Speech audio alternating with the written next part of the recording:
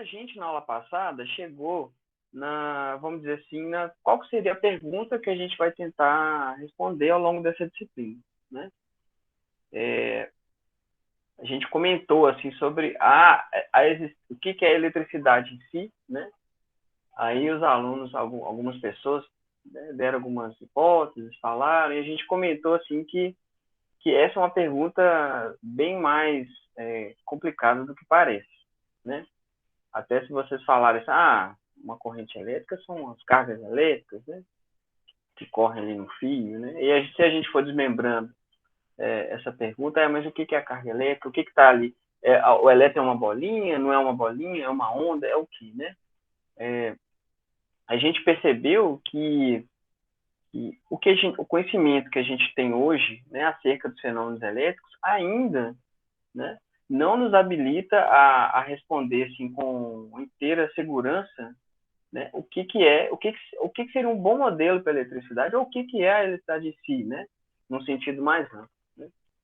E a gente comentou a respeito dos modelos, né, que quando a gente se defronta, né, com uma determinada realidade, né, quando a gente percebe a existência de um objeto, de um fenômeno,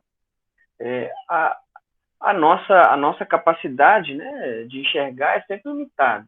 Né?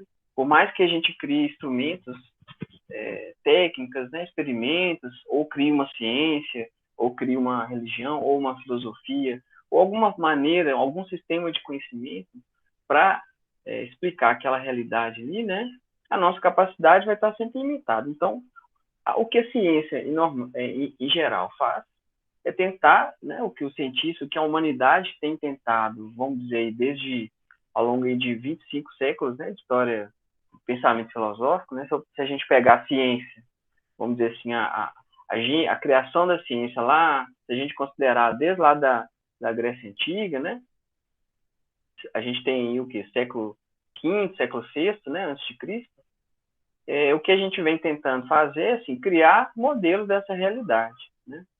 Então, é o que a gente comentou aqui, né? Criar modelos é a forma que o ser humano, uma das formas que o ser humano se utiliza para suprir esse sentido, né? Que ele não possui. Ainda mais se esse algo, que a gente comentou também na aula passada, esse algo é algo, assim, difícil não é palpável, né? Por exemplo, você vê um raio cortando o céu, né, à noite, ou fogo, né, ou a areia que escorre pelos dedos, né, ou o ar, né, desde a antiguidade, né, o ser humano tem se deparado com esses fenômenos e tem buscado explicações assim, né, e há bem pouco tempo que esse conhecimento começou a se transformar, começou a se traduzir em tecnologia, né, até a gente chegar aí no advento da engenharia elétrica, né, e da nossa área, né, como um todo, né, que é a grande mãe é a engenharia elétrica. Né? Bom, desde o século XIX, depois do século XIX, né, a gente costuma pensar, depois que a gente faz o curso, né, o curso universitário tradicional, a gente costuma pensar assim, não, os fenômenos eletromagnéticos são muito bem descritos pelas equações de Maxwell, né? Eu costumava, quando a gente tinha, o professor Paulo estava comigo, que está aqui também acompanhando com a gente, né, honrando, comentou aqui que do período, quando a gente estava com ainda o ensino presencial, eu me lembro dessa época também que eu vi alguns estudantes com umas camisas assim andando pelo campus com as 4 equações de Maxwell. Aí colocava assim, e Deus disse, aí colocava as equações de Maxwell e embaixo aparecia assim, então a luz foi feita. Né? A gente costuma pensar de maneira assim, como se essas equações fossem assim, na supremacia da matemática, das equações, para explicar uma realidade. Só que a gente muitas vezes não percebe que o próprio modelo, mesmo que seja um modelo experimental, matemático, um modelo físico, ele é, de certa forma, também uma interpretação da realidade, aquilo que a gente comentou na aula passada também. O próprio experimento científico, quando a gente realiza, ele já é a interpretação daquele fenômeno. Tá? Então, assim, muito difícil você ter total isenção no momento que você vai elaborar uma teoria científica é muito difícil você não colocar um pouco das tintas que você tem dentro de você para pintar aquela realidade, né? As equações de Maxwell, né, que surgiram, né, que a gente acha que foram do Maxwell, na verdade, ela é obra de um grupo, né, que eu chamo aqui de os eletricistas, né, do século XIX, que, de certa forma, sistematizaram as equações de Maxwell, né? O Maxwell, quando chegou, né, na sua teoria, acho que para todo mundo aqui está familiarizado, provavelmente fez Física 3, né, nessa magnetismo. Quem não fez aí vai conseguir acompanhar também. Bom, o Maxwell, quando chegou nas equações, né, no grupo de equações dele, o que ele estava tentando fazer é criar uma roupagem matemática da teoria do Michael Faraday, né, de 1831, quando Faraday descobriu, por exemplo, um fenômeno da indução, né, o princípio das rotações eletromagnéticas, e isso após a descoberta também do Oersted, né, de 1820, quando o Oersted percebeu que aquela relação que era, vamos dizer assim, pressentida desde a antiguidade, de que existia uma ligação entre eletricidade e magnetismo, tá? Bom, mas o que esses caras... O Maxwell chegou num grupo de mais de 30 equações, né? E esses caras aqui, entre outras pessoas, né, não vou ficar falando de cada um deles hoje, sistematizaram as 4 equações clássicas, né, que eu estou colocando aqui na forma vetorial, né, na forma diferencial. Bom, esse grupo costumava pensar o que muitos de nós, né, pensamos, e muitas de nós pensamos hoje, né? Que você olha, bom, a teoria de Maxwell é o sistema de equações de Maxwell. Isto é, não, a eletricidade está escrita aqui, ó, né, as ondas eletromagnéticas, né, a luz, né, está aqui, está tudo explicado. Na verdade, a gente vai ver que a coisa não é bem assim, tá? O que o próprio Maxwell pensava, né? Bom, o Maxwell, ele foi um cara que, antes vamos dizer assim, da eventual aceitação, né, da teoria eletromagnética como um bom modelo para a eletricidade, esses cientistas, eles se beneficiaram de uma tradição que remonta a um período muito mais extenso, né? Maxwell, por exemplo, ele tinha um pensamento, ele bebeu, vamos dizer assim, de uma fonte da tradição clássica do pensamento filosófico. Então, assim, ele, por exemplo, acreditava, né, que uma boa maneira de se criar uma teoria científica era através daquilo que ele chamava de analogia física, né? Foi, inclusive, o tema da minha tese de doutorado, né? Eu estudei aí a ideia de fluxo elétrico a partir desse conceito de analogia física do Maxwell. Bom, essa ideia dele não era dele também, tá? Essa ideia do Maxwell remonta em uma tradição muito antiga que a gente vai tentar, digamos assim, resgatar ao longo dessa disciplina aqui, né? Que a gente vai tentar responder. O problema não é dar a resposta certa, né, gente? O problema, a questão da pergunta que a gente comentou na aula passada também, eu comentei sobre o Marc Bloch, né? O Marc Bloch foi um grande historiador, medievalista, né? Francês, considerado um dos maiores historiadores, né, de todos os tempos. O Bloch, ele tinha, né? E ele e a tradição, né, e a escola de pensamento que ele ajudou a fundar, na Escola dos Análises, ali na primeira metade do século passado, né, eles formularam a ideia de que a história, a escrita da história, né, deveria ser uma coisa, vamos dizer assim, muito similar à abordagem que a gente tem para um fenômeno científico, um fenômeno físico qualquer, que é a partir a história, né, até então era simplesmente considerado como uma acumulação de fatos, curiosidades. Então, existia uma supremacia da ideia de achar assim, eu tenho os documentos, datas, e até hoje muita gente acha que a história é assim. Em 1500 e tanto, fulano inventou isso. Em 1600 e tanto, fulano inventou isso. E acredita que a história se dá a partir desses fatos, assim, no tempo. Na verdade, para se entender a história, o que a gente precisa, segundo essa escola, é ter uma pergunta. Essa pergunta seria o problema, a história como um problema científico. E a partir do momento que você tem esse problema científico que você quer responder, você vai, entre aspas, interrogar esses documentos. Os documentos que você tiver, um documento antigo, etc. e tal. Né? Então, a frase dele muito famosa são: os documentos não falam. Né? Eles só falam se você souber perguntar. Bom, aí eu coloquei esse tema aqui da aula de hoje, o que seria a eletricidade antes da história. Parece uma coisa meio incoerente, né? Como assim antes da história, né? Não tem nada antes da história, né? Quando a gente fala da história, eu estou falando da história, o que a gente considera a história como, a partir do momento que se criou a escrita, né? A gente pode dizer que o registro da história começou a acontecer, né? Só que, antes da história escrita, os fenômenos elétricos, eletromagnéticos, já eram percebidos, tá? Se você pensar, né, o que eu vou comentar aqui daqui a pouquinho, né, se você pensar assim, o nosso ancestral, o ancestral humano, né, como que ele viu o mundo? Como que os nossos ancestrais, eles percebiam assim a natureza? Primeiro, não tinha essa noção de natureza como uma entidade separada. Né? Tudo estava em tudo. Né? Tem uma frase do Bachelard, né? O Bachelard foi um grande filósofo da ciência. Ele falava assim que o espírito humano não começa como uma aula de física, né? Mas começa como aquele pastor que vê a água correr no rio. Né? Então, assim, quando esses nossos ancestrais, né, percebiam, né, viam a luz, o vento, né, sentiam o toque do vento, o barulho ali do vento em contato com as folhas,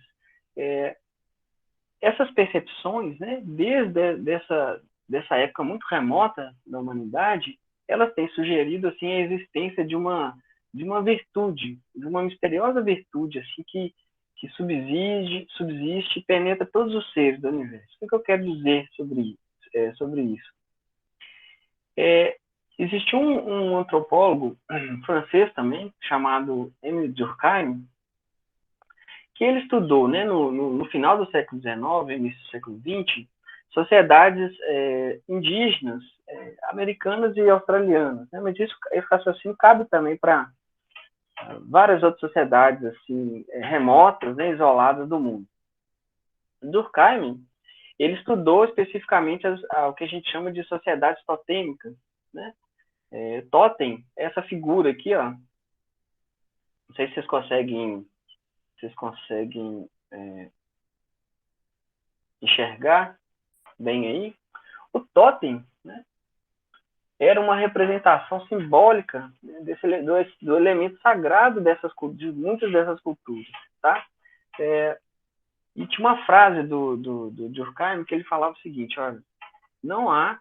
Ele estudou, o que ele estudou? As origens do pensamento religioso. Olha só que interessante. Aí vocês pensam, poxa, o que isso tem a ver com a eletricidade, né? Ele dizia o seguinte: olha, não há religião que não seja, ao mesmo tempo, cosmologia e especulação sobre o divino. Se a filosofia e as ciências nasceram da religião, é porque a própria religião, no princípio, fazia as vezes de ciência e filosofia. O que ele quer dizer com isso?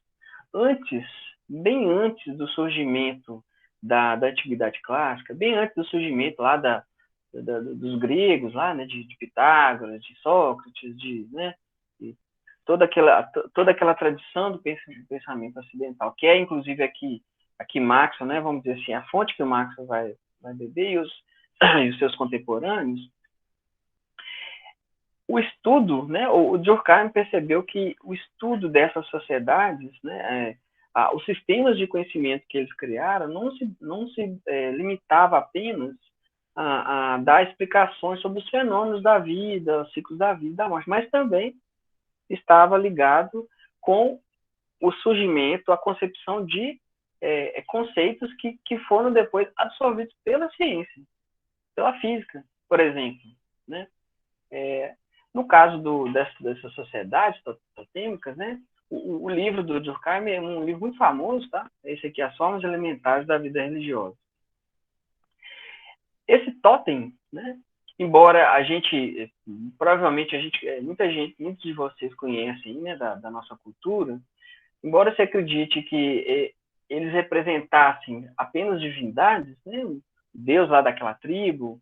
Na verdade, o totem ele não era visto dessa maneira pela sociedade, por essa sociedade. Né? Essas representações, elas davam assim vamos dizer assim, nome, identidade para esses clãs, mas ele era enxergado mais, né, mais como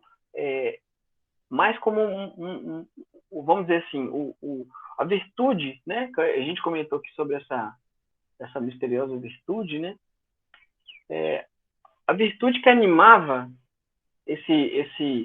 essa figura aqui, né?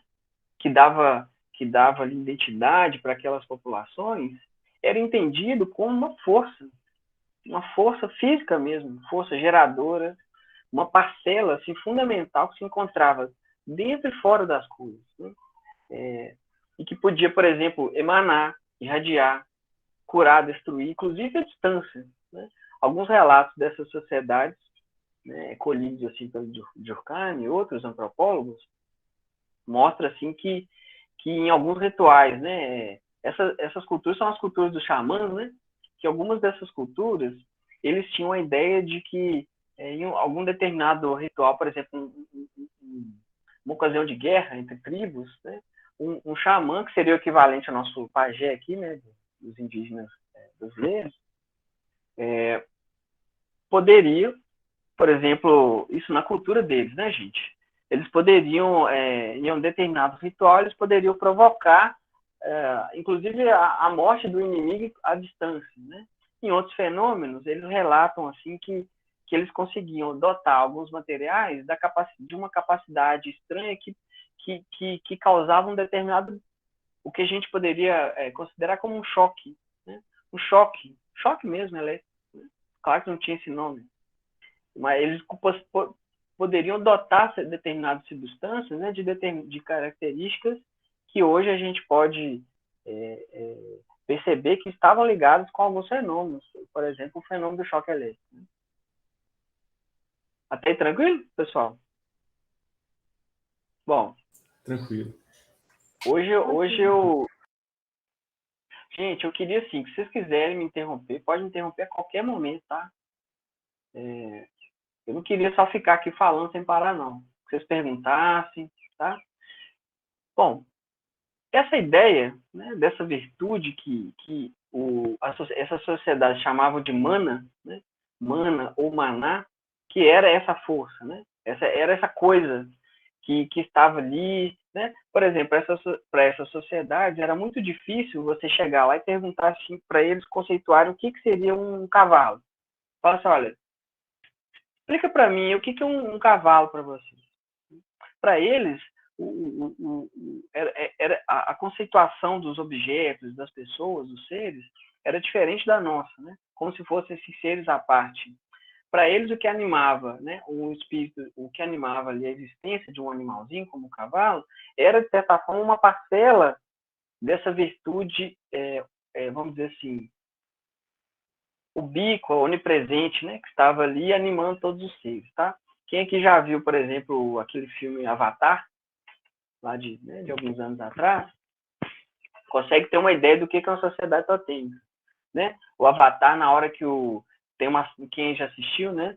Tem uma cena lá que o pessoal lá, eles matam um determinado ser e a moça lá, ela fica muito triste, vai lá e se ajoelha perante aquele animal, né? E faz todo um ritual ali de respeito, né? E eles se consideravam parte daquilo tudo, tá? E essa noção é diferente da noção depois que foi sendo chamada, né, posteriormente de panteísmo. Não é a ideia de panteísmo de achar assim que vamos dizer assim, a divindade universal, né, nós somos parte da divindade e Deus é o tudo. Não é essa a ideia, tá? É a ideia justamente de uma, de certa forma, entre aspas, uma substância, uma coisa que era essa parcela que animava, né? Que o sopro de vida, alguma coisa assim, né? Bom,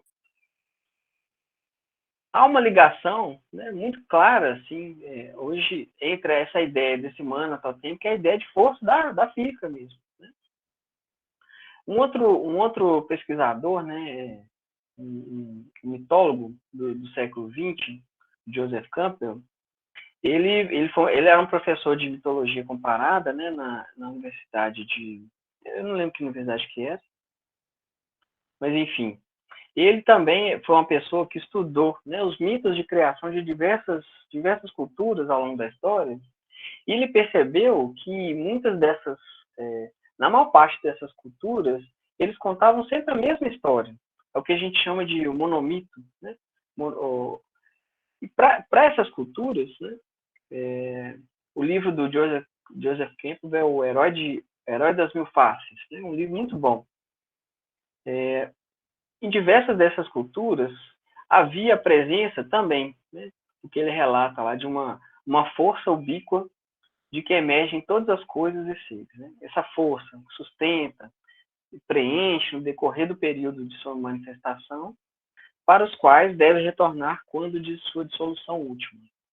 Essa força, né, inclusive essa obra, né, do Campbell foi inclusive a obra que inspirou a obra cinematográfica do George Lucas, né, o Star Wars, que lá, né, tem a ideia do conceito de força, né, uma coisa quase religiosa também, né. Isso é inspirado tanto na obra do Joseph Campbell quanto do Emile Durkheim quanto do Joseph Campbell, né.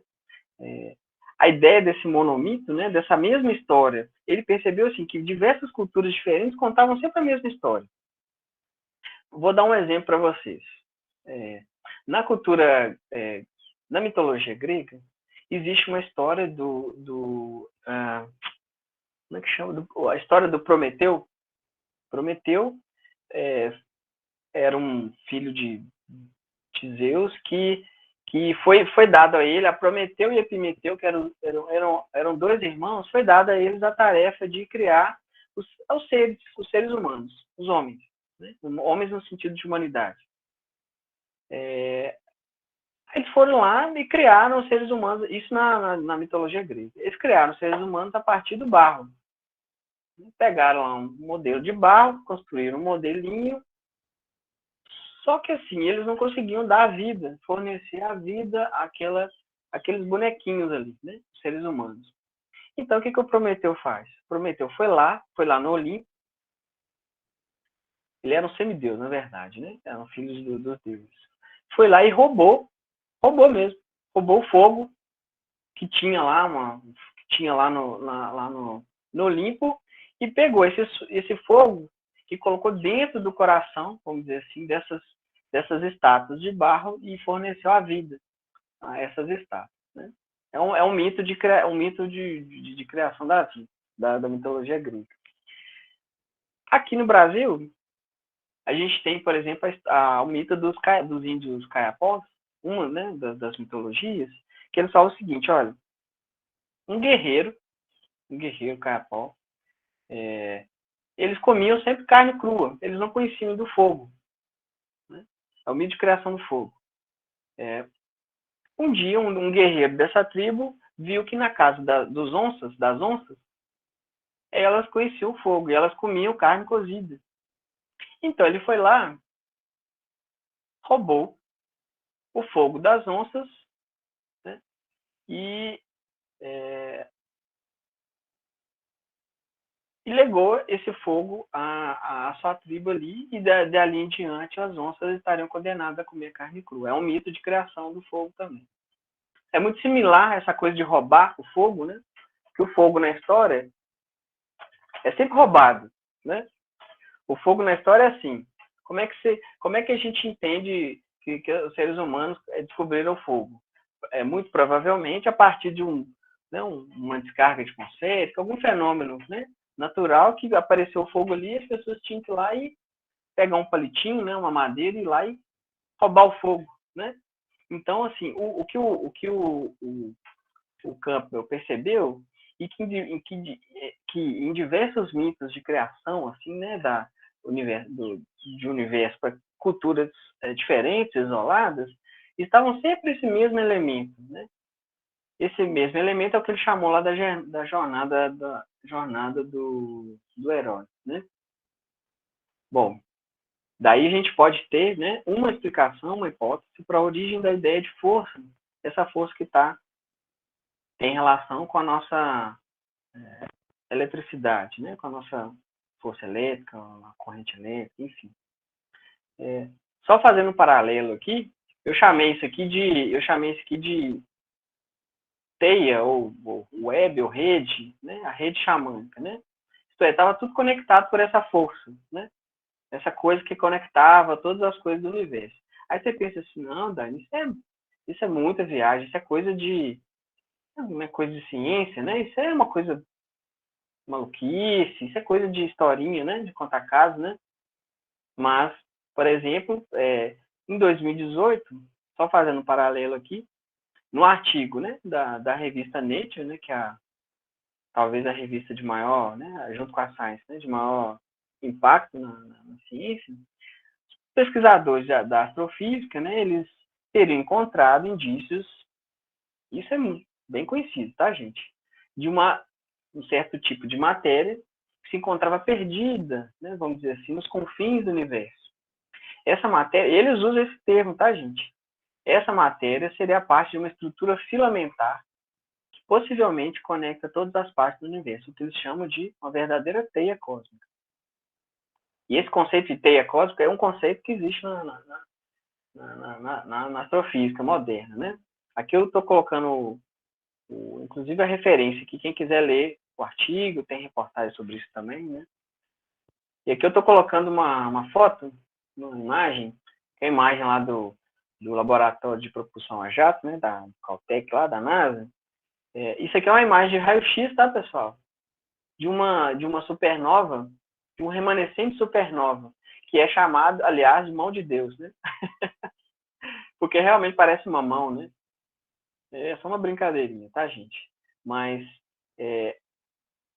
o interessante é que esses pesquisadores aqui, ó, eles utilizam, de certa forma, conceitos muito similares desses sistemas de conhecimento aqui criados por essas culturas, né?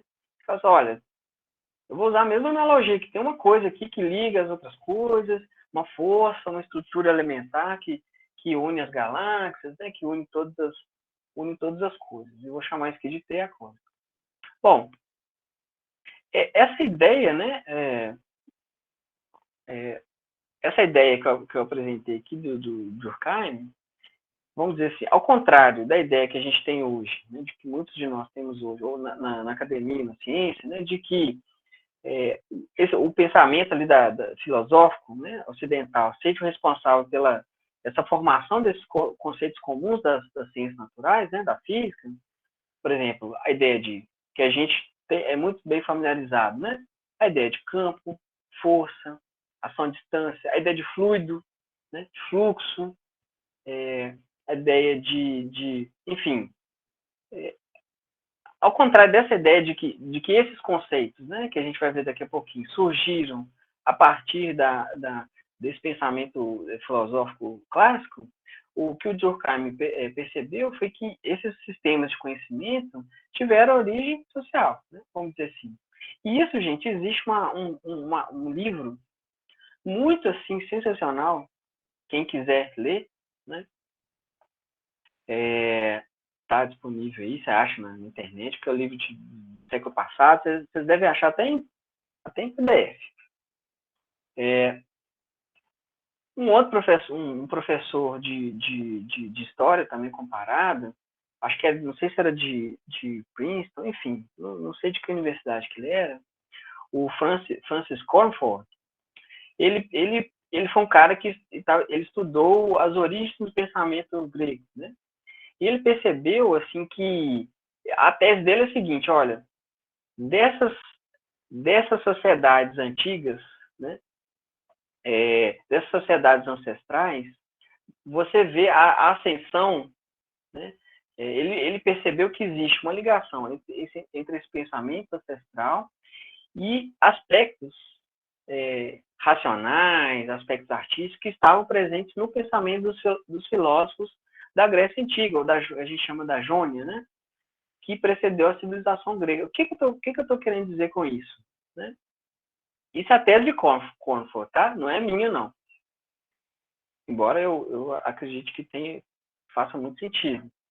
Ele falava o seguinte, olha, que em paralelo a essa figura do xamã, né, que era o pajé lá, que, vamos dizer assim, né, usava dos seus atributos espirituais, né, cruzava o espaço-tempo com esses atributos, então ele reunia em si, né, esse papel vamos dizer assim, de médico, de poeta, vidente, né, a gente vê, segundo Cornford, a ascensão da figura do sábio grego, né, que de algum modo ele conjugava tanto essa intuição do xamã, mas a habilidade também do médico, né, em inglês é um physician, né, mas com uma diferença, né, na ascensão desse pensamento, né, da filosofia clássica, a gente vê uma busca já por uma unidade lógica de conhecimento, coisa que nas sociedades ancestrais não havia, né? Mas já na Grécia Antiga, a gente começa a ver a união desse pensamento, né, desse pensamento intuitivo e desses conceitos, né, desses conceitos, assim, essa ideia que eu estou comentando aqui sobre essas virtudes, e eles vão começar a conjugar isso com, especialmente, a matemática. Matemática, astronomia e as artes, né? A astronomia foi a ciência, uma das ciências mais antigas, né, gente? Não existia a física ainda, mas a astronomia é muito antiga. Né? Né, a astronomia, assim, a observação dos astros, né?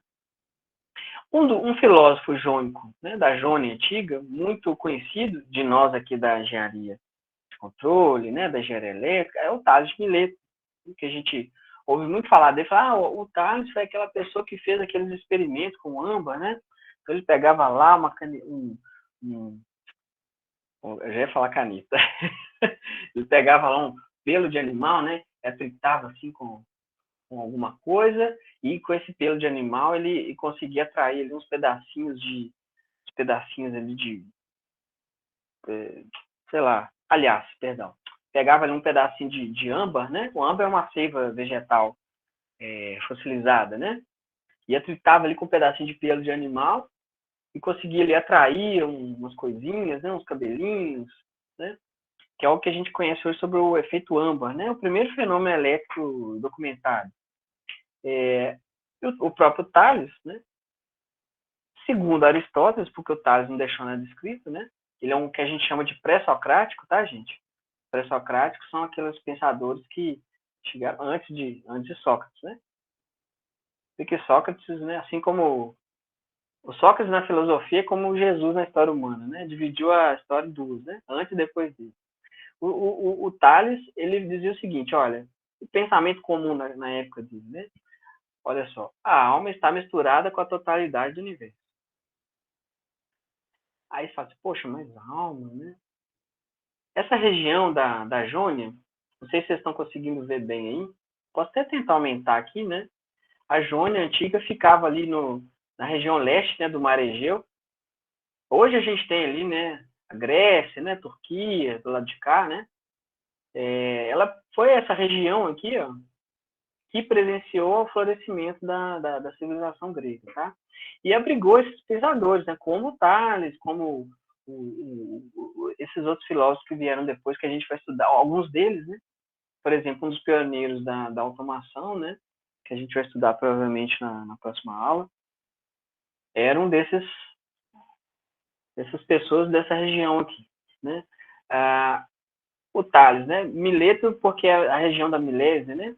Ele teve a sua figura associada a esse efeito âmbar, né? Que é o primeiro fenômeno elétrico documentado, por um historiador do século I que se chamava Diógenes Laertius.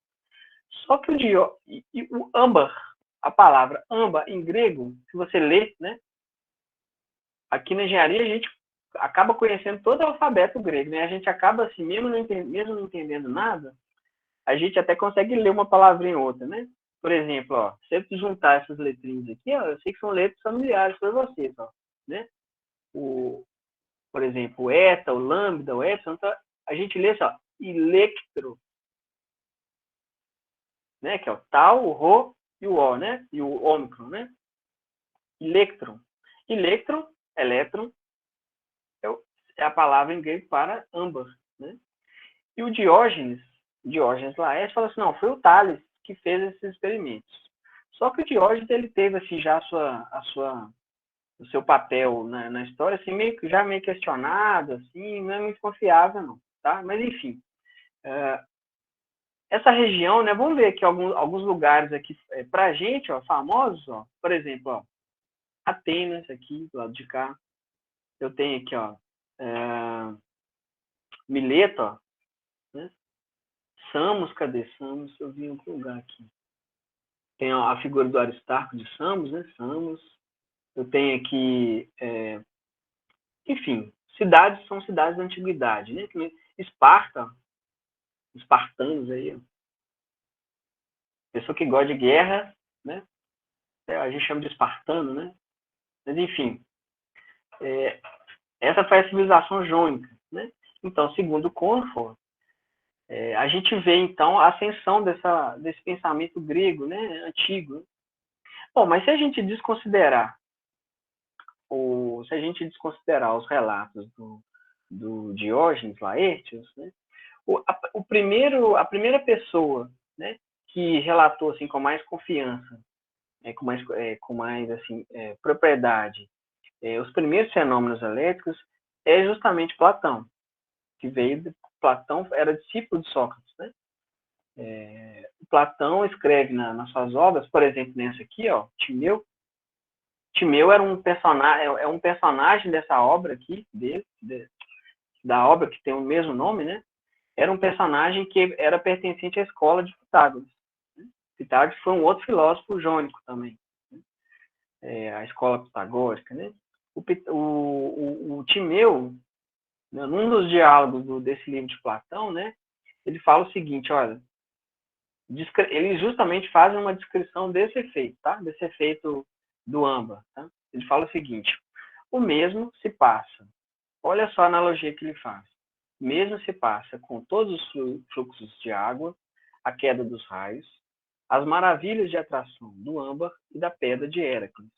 A pedra de Héracles é a magnetita, tá, pessoal? O ímã. Então ele põe assim, nessa época já se acreditava, né, que esses fenômenos estavam de alguma maneira correlacionados. Isto é, fluxo de água, uma coisa que escorre. Então eles já acreditavam que a eletricidade, né, os fenômenos elétricos ali de atração, a queda dos raios. Eu fico imaginando como que eles sabiam que uma descarga atmosférica era um fenômeno assim similar ao fenômeno de atração do âmbar, que a gente sabe que hoje né? Descarga elétrica, atmosférica, né? Como é que esse pessoal sabia, né? Não me pergunte, eu não sei. Mas eles percebiam que havia uma relação. Aqui está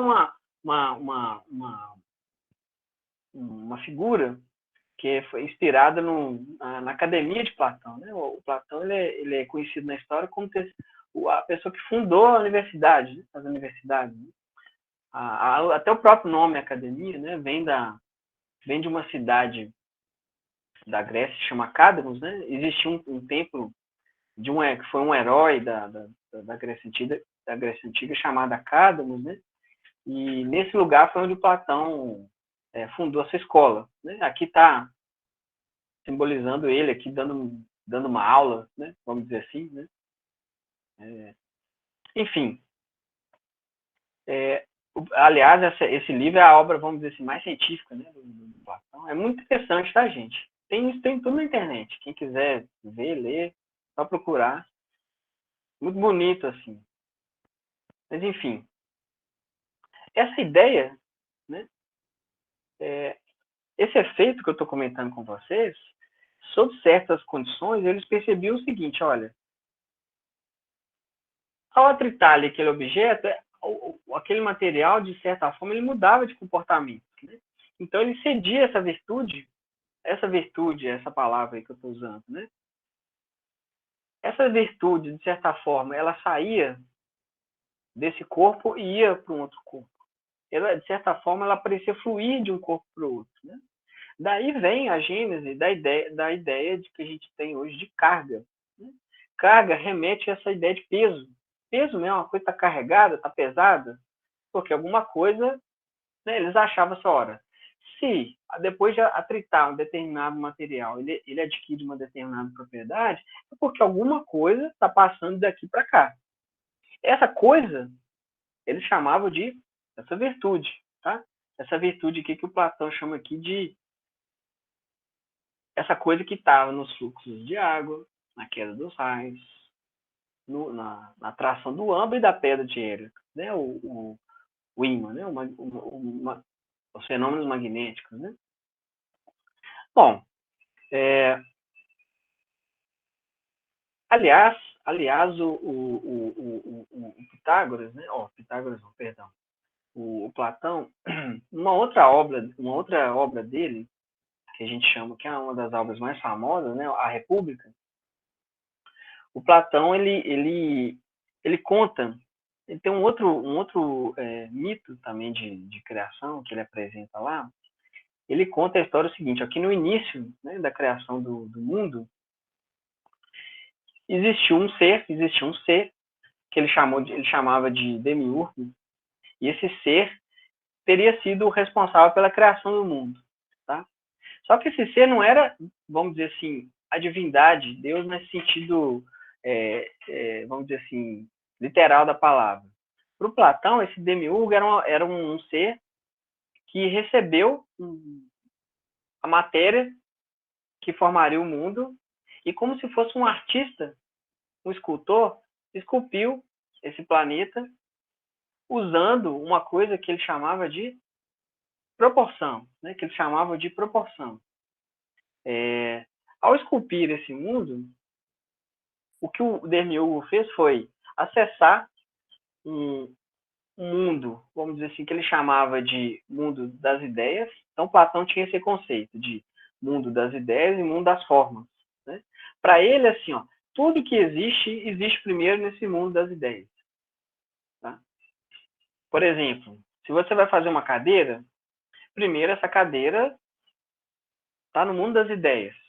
Antes dela ser materializada, é como se fosse um engenheiro fazendo um projeto. Né? Você vai fazer um projeto elétrico. Antes de você fazer o seu projeto elétrico, ou sei lá, você vai projetar qualquer outra coisa, um projeto de um sistema de controle, primeiro, isso aparece no mundo das ideias. Ok, Matheus, tranquilo. Primeiro essa coisa aparece no mundo das ideias e depois você materializa. Então, o que você faz? Você vai lá e corta a árvore, corta a madeira e vai esculpir a sua cadeira, vai fazer o seu projeto, né? Então, o que o Platão dizia é o seguinte: olha, o Demiurgo, inspirando-se, né, nesse o que ele chamava de arquétipo, tá? Arquétipo universal, é como se fosse a fonte de toda a perfeição. É onde a obrigação de todo ser humano, todo filósofo, né? Todo ser humano, o caminho do filósofo era justamente atingir esse conhecimento, atingir essa sabedoria, né? Essa sabedoria através do conhecimento, né? Então, ele, inspirando-se nesse campo, né? Desse mundo que ele chamava de mundo das ideias, ele conseguiu criar esse mundo das formas, que é o mundo que a gente conhece, né? E, para fazer isso, a maneira mais bela, não sei se eu coloquei aqui, deixa eu ver se eu coloquei aqui a frase. Ah, sim, aqui, ó, tá aqui, ó. Daqui a pouco eu mostro essa figurinha aqui. Então, ele falava o seguinte, ó: o mais belo entre os elos será aquele que faça a melhor união entre si mesmo e aquilo a que se liga, o que é, por natureza, alcançado da forma mais bela através da proporção. Por que eu estou usando essa palavra proporção? O Timeu, na obra de Platão, era um pitagórico, era um aluno de Pitágoras. Todo mundo conhece a história não a história, todo mundo conhece o teorema de Pitágoras, né? Pitágoras era aquela pessoa que encarava a matemática, né, como uma coisa quase religiosa, né? Para os pitagóricos, os números eram como se fossem entidades físicas reais, assim, tá? Os números para os pitagóricos, né, eles tinham uma existência como se fosse a gente pode dizer assim, como um atomismo numérico. Eles acreditavam que os números eram como se fossem os átomos. E dos números é que surgiam todas as coisas. A escola, né? Essa frase aqui, ó, que eu também retirei lá do Timeu de Platão, é acreditada, né, um pitagórico. Aqui está uma imagem de uma pintura, né? Uma pintura não, como chama? Fotografia, né? De Pitágoras lecionando aqui lecionando ali para as pessoas, né? Interessante aqui que nessa figura tem, enfim, aqui no caso só tem mulheres, né? Não sei se vocês estão percebendo, não sei se vocês estão vendo algum homem aqui. Não tem, assim, aparentemente tem homens também. Mas o Pitágoras lecionando em sua escola, né? A ideia de Pitágoras era justamente essa ideia de que a proporção, através da proporção, né? E da música, que está ligada com essa questão das proporções, né, matemáticas, né, seria possível alcançar, vamos dizer assim, a iluminação, a perfeição, né, o belo, né, a beleza. É interessante, tem uma coisa interessante, assim, até na história de Pitágoras, que dizem, não, a gente não sabe, né, mas dizem que quando ele descobriu que existiam números eu não conseguia descrever todos os números através de uma proporção, né? Quando alguém foi lá e descobriu os números irracionais, né? Raiz quadrada, né? Aí ele mandou sumir com essa pessoa. Mas isso é só fofoca, tá, gente? Na verdade, o que a escola pitagórica, né? O legado dessa escola pitagórica dentro da nossa história aqui da eletricidade é a seguinte, olha, a de que vamos só ler essa frasezinha aqui, ó. Por exemplo, do Timeu, mas em referência ao Pitágoras, né? Selecionamos dois triângulos a partir dos quais o fogo e outros elementos foram engendrados, foram criados, né? Um é o isósceles quanto ao outro, o seu lado maior é sempre um quadrado. Aliás, quadrado em grego, né? Se você ler isso aqui, pegando as letrinhas aqui, ó, delta, o mi, o alfa, né? Enfim, você lê isso aqui, ó, dinami, a palavra dinâmica, né? Quadrado, daqui a gente vê essa ideia da dinâmica lá da física, né? Mas nessa aparente ingenuidade, né, desses silogismos, né, dessas ideias antigas, está embutido um princípio que para a gente aqui é muito importante, tá?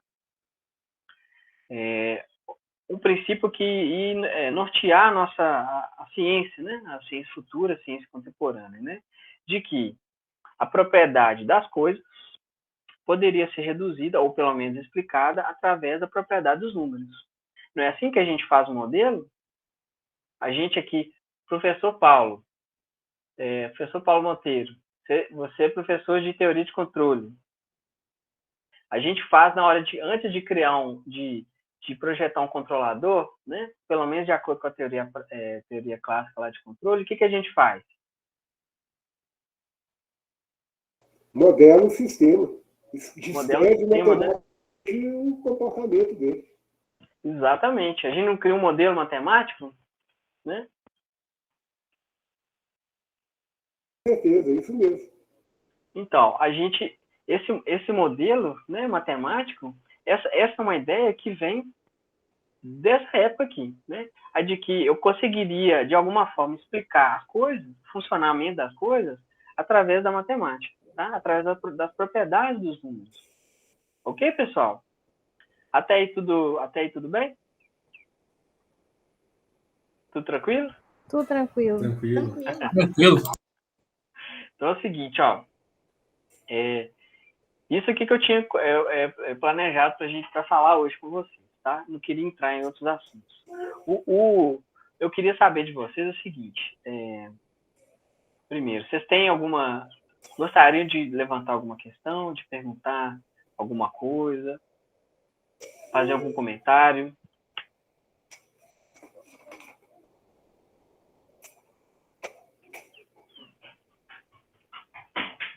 Nada? Ninguém gostaria de falar nada? Bom, então só para finalizar, Ô, Dani, você não deixou nada para você já falou tudo. nada para falar? Ô, Paulo, que é isso? Que nada, tem muito, a gente tem muito para falar. É o seguinte, eu gostaria assim que essa disciplina fosse bem divertida. Essa ideia, por exemplo, essa primeira parte aqui, né, que a gente comentou, uma coisa que eu não comentei, um princípio que está embutido dentro dessa discussão toda nossa aqui, é de que